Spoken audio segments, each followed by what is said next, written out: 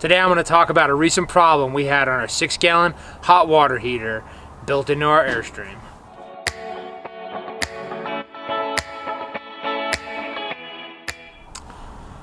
After we left Big Bend, we pulled into an RV park on the west side of the park, Studi Butte RV Park. Pretty decent place if you need a place to recharge your batteries after being in the backcountry. So when we pulled in there, we wanted to take hot showers because we had full hookups, and we went to fire up our shower and nothing happened, no hot water. So then we were like, man, we thought something happened to the hot water heater while we were in the backcountry. We only used it a few times and it worked the entire time we were in the backcountry. So I started pulling it apart, digging around online, and finally figured out what I thought the ailment was. Basically, the thermal cutoff fuse had blown out. This is a problem, it seems, it's not super common with these, but it happens pretty regularly, and it's something you need to know and have the right tools in your back pocket to fix it in case you need it. So I'm here at our hot water heater, our Atwood 6-gallon. I think this came on quite a few Airstreams. The more recent Airstreams have a different hot water heater, one that's both electric and gas. Ours is only gas.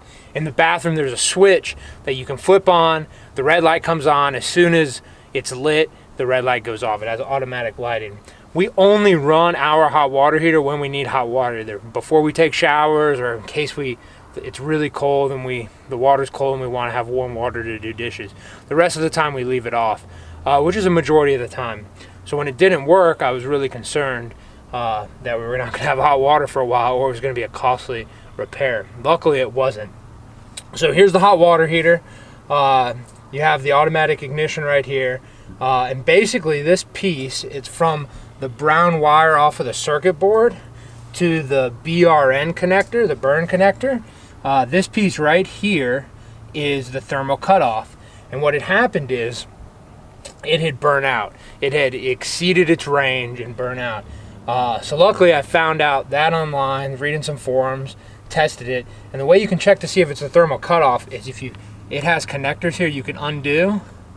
And here, there's the thermal cutoff, and you can connect this brown wire directly to the burner and then try to flip on your hot water heater, and if it works, it was the thermal cutoff because you've eliminated it.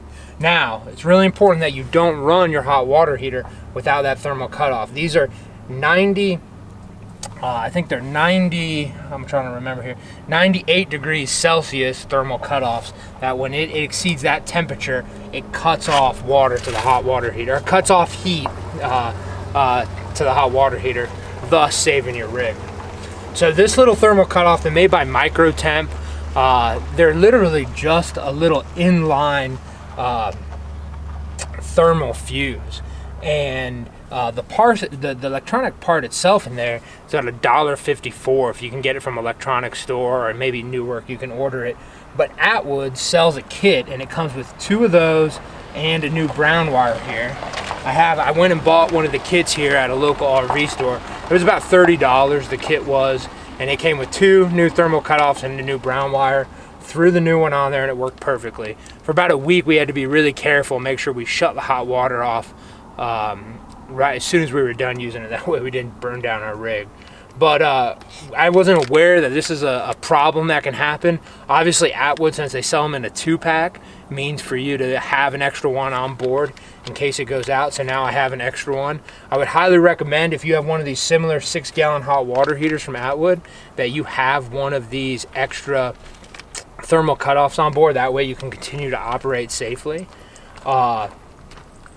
Also, you could also go the cheaper route and order the part. I'm going to try to order some, I think, from Newark.com and see if I can make my own inline there with the connectors. But Amazon sells them for about, I think, $14, but they're not on the Prime right now, so you got to wait for shipping. It's a free shipping, but the RV part store down the road here in Arizona had them, and they were $30. So I just went ahead and picked one up.